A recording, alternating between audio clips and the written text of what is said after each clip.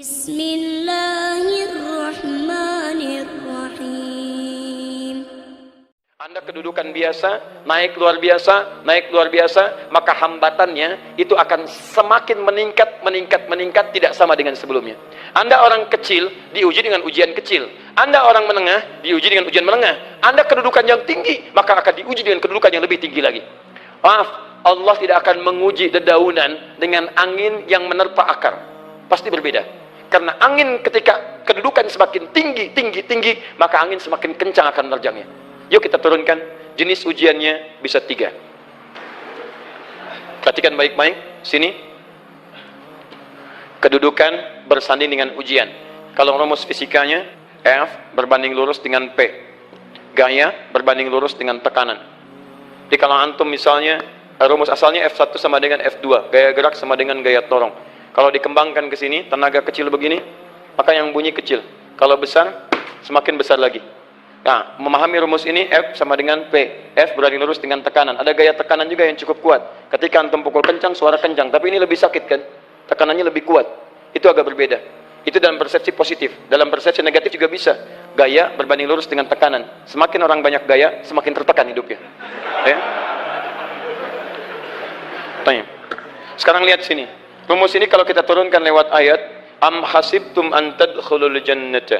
Apakah Anda akan duga begitu mudah masuk surga? Walamma ya'tikum mathalul ladzina khalau min qablikum. Sementara Allah belum menguji Anda seperti orang dulu yang dijamin surga mendapati ujian. Apa jenis ujiannya? Ini manhaj hidup kita dan kita berhenti di sini. Maaf, saya mungkin hanya 5 ayat dulu untuk hari ini ya. Massatuhumul ba'sa. Ujian pertama disebut dengan ba'sun. Jamaknya ba'sa. Ba'sa. Ini masih ringan. Misal, jarang ke masjid, sekarang mulai ke masjid. Begitu antum ke masjid, Allah kasih ujian. Sesuai dengan kadar niat antum. Kasih ujian gerimis. Ke masjid gak? Itu ba'sun. Begitu antum ke masjid, orang Arab katakan, nazil matar. Turun hujan. La ba'sa. Gak ada masalah. La ba'sa. Tidak ada masalah. Serap ke dalam bahasa Indonesia, lewat. Labas, lewat. Ringan. Berarti, kalau antum diuji dengan yang ringan, maka antum kadarnya masih ringan, akan dinaikkan kepada yang menengah. Hati-hati betul. Kalau antum belum lulus yang di sini, maka antum akan terus sampai di sini, sampai lulus di sini. Sampai lulus. Antum mau berangkat ke masjid, gerimis bisa. Tiba-tiba nggak jadi di rumah. Istri antum mengatakan, Pak kok nggak ke masjid? Hujan mah, kan cuman gerimis. Takut riak, Masya Allah. Padahal antum misalnya belum kuat untuk berangkat. Maka antum akan terus diuji di sini. Lihat rumusnya, Quran surah kedua ayat 286. La yukallifullahu nafsan illa. Allah tidak akan pernah menguji seorang hamba di luar kadar kemampuannya. Jadi kalau antum masih ujian yang ringan, antum diberikan yang ringan. Antum naik menengah, diberikan yang menengah. Antum naik lagi level tinggi, diberikan ujian yang berat. Menengahnya disebut dengan darrun. Waddarra. Dari ba'sun jadi darrun. Jamaknya darra. Sudah menyakiti fisik, kena fisik, sudah melukai, hujannya makin deras. Ya, kalau dalam kehidupan yang ini mungkin celaan biasa. Sudah berubah ya, Masya Allah. Sekarang jilbabnya sudah panjang, Masya Allah. Semakin panjang ya, yang ingin Batman ya, Masya Allah, udah banyak. Begitu sudah mulai pakai cadar, ninja, oh Masya Allah. Dorra, sudah nggak enak ke fisik. Dorrun. Lihat rumusnya ya, lihat rumusnya baik-baik. Ini lebih menenangkan pada jiwa. Ketika Anda dalam level-level seperti ini artinya Allah sedang menaikkan iman Anda dalam level yang lebih tinggi lagi. Jadi ketika ada celaan menghunjam dalam lisan seseorang, sudah mulai menyakiti, itu sebetulnya pengakuan dari Allah lewat lisan orang itu, bahwa Anda sedang diangkat keimanan pada tingkat yang lebih tinggi. Ada yang mengatakan, kamu kenapa sih pakai jilbab begitu? Yang biasa aja kali. Yang iman biasa sudah banyak. Saya ingin menampilkan keimanan yang luar biasa. Supaya dengan iman itu saya lebih mendoakan mama. Saya menampakkan amalan-amalan. Mudah-mudahan pahalanya bisa buat mama. Masuk dengan bahasa yang baik. Masya Allah. Jadi kalau antum bisa melawan hal-hal demikian dengan bahasa yang indah, itu nyaman kepada jiwa. Kadang-kadang ada kalimat-kalimat yang tidak perlu pakai dalil, teman-teman sekalian. Kembalikan ke sini. Terakhir, wazulzilu zilzal. Zulzilu. Zilzal. Gempa. Goyang. Dia ada ujian yang bisa menggoyangkan diri kita, membuat gempa hati kita. Antum sudah nggak kuat, kadang-kadang jalan sempoyongan, padahal nggak ada gempa di luar, cuman hati kita kayak kena goncangan. Diserang sana, serang sini, nggak bisa tidur, nggak bisa makan, tawarin ini susah, itu susah. Wazulzilu. Bahkan hatta yaqula Rasulullah walladzina amanu ma'ahu mata nasrullah. Sampai-sampai Rasul SAW, bahkan orang-orang beriman, bahkan yang setelahnya bisa mengatakan, kapan ini berakhir? Akan tiba masa Anda mengalami satu situasi sampai Anda mengatakan, kapan berakhirnya yang seperti ini? Serang, serang, serang. Perhatikan, jika Anda berada pada level ini, saya ucapkan selamat kepada Anda. Karena Anda akan diangkat pada kedudukan yang tertinggi di antara sekian ujian yang ada. Zuzan. Artinya Allah akan naikkan Anda pada derajat yang tinggi. Karena hukum ujian tadi, la yukallifullahu nafsan illa wus'aha. Allah nggak akan menguji seorang hamba di luar batas kemampuannya. Jadi kalau Anda sudah dipandang oleh Allah siap menerima yang ini, maka Anda akan diberikan zilzal. Kalau Anda nggak mampu, Anda hanya akan diberikan darra atau ba'sun. Dimohon maaf, kalau di antara jamaah yang hadir saat ini, Anda merasa sedang punya masalah yang berat, membuat hati Anda goyah, saya ucapkan pada Anda, dari sekian hamba Allah yang ada di muka bumi, cuman Anda yang diberikan itu. Artinya Allah akan mengangkat derajat Anda. Ayo bahagia.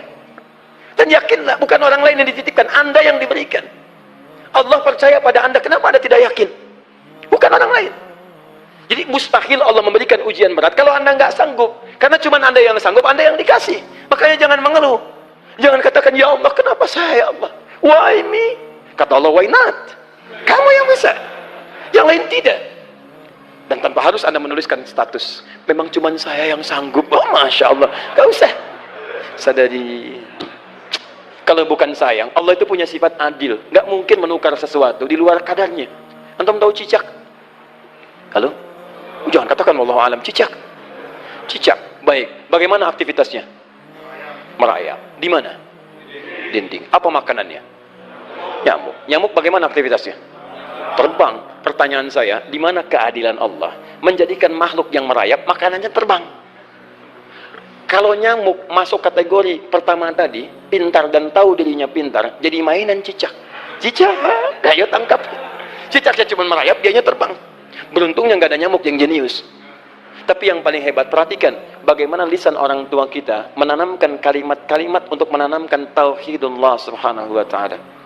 Cicak, cicak, diam, merayap. Perhatikan, yang Allah tuntut pada cicak, merayap kamu.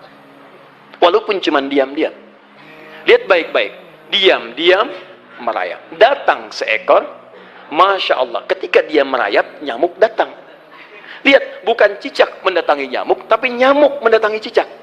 Kalau cicak tidak merayap, mustahil nyamuknya datang. Allah hanya tunjukkan, kamu merayap ya, nyamuk datang. Sekalipun dia merayap, cuman diam-diam, nyamuknya datang. Jadi hukum Allah itu kalau dipatuhi, nikmat kehidupan. Cicak gak merayap, nyamuk gak datang. Cicak merayap, nyamuk datang. Datang seekor nyamuk. Setelah itu, silahkan. Jadi kalau kita teman-teman ikuti hukum Allah, mau berat, alhamdulillah. Mau ringan, alhamdulillah. Ya mau sedang, alhamdulillah. Begitu diangkat, artinya ada pengakuan dari Allah, iman kita akan diangkat. Cuman, bahasa Nabi Ya'qub alaihissalam kepada Yusuf alaihissalam, mesti ada persiapan dalam mengatasi itu semua. Tidak cukup hanya mendiamkan saja. Maka kata Nabi Ya'qub, jangan kisahkan dulu. Bikin dulu pemetaan-pemetaan untuk mudah mengatasi itu semua. Ini poinnya. Anda harus punya rencana. Maka Nabi Ya'qub menyiapkan, bekali dulu ini, siapkan itu. Kalau ambil ke aspek teori untuk kita sekarang, tafsir dari ini untuk menyelesaikan solusi di Quran surah ke-2 ayat 214 tadi, maka jawabannya ada di Quran surah ke-3 ayat 142, paling kiri sebelah atas. Ini kanan sebelah bawah, ini kiri sebelah atas. Dan awal ayatnya dibuka dengan kalimat yang sama. Perhatikan, Al-Baqarah ayat 214 kalimatnya menggunakan am hasibtum an tadkhulul jannah. Ali Imran 142 am hasibtum an tadkhulul jannah. Yang Al-Baqarah itu ujiannya, walamma ya'tikum mathalul ladzina khalau min qablikum masathumul ba'sa wad-dharra wazulzilu. Yang Ali Imran itu solusinya. Am hasibtum an tadkhulul jannata walamma ya'lamillahu alladzina jahadu minkum wa ya'lamas sabirin. Saya tutup sampai sini dulu. Teman-teman perhatikan, walamma, sedangkan Allah ya'lamillahu alladzina jahadu minkum, belum melihat kesungguhan Anda untuk mengatasi berbagai persoalan kehidupan itu. Kalimat jahadu, akar katanya dari kata al-juhdu. Serius, sungguh-sungguh. Jadi kalau persoalan Anda ingin segera selesai, Anda mesti serius. Hei yang sedang kuliah, kalau mau cepat selesai kuliahnya, serius belajarnya. Pahami dengan baik. Kalau Anda nggak pernah serius, bagaimana bisa menyelesaikan pelajaran dengan baik? Hei yang sedang berumah tangga, kalau ingin baik rumah tangganya, serius dalam berumah tangga. Keluarkan hukum-hukum Allah, terapkan dalam kehidupan rumah tangga. Anda akan mendapatkan manfaatnya. Hei yang sedang berbisnis, serius dengan pekerjaan. Karena hanya orang serius yang bisa menghasilkan kekayaan-kekayaan yang terbaik. Serius dalam ibadah, karena ibadah melahirkan keberkahan dengan kekayaan yang Anda dapatkan dari titipan Allah Subhanahu wa taala. Ayo serius.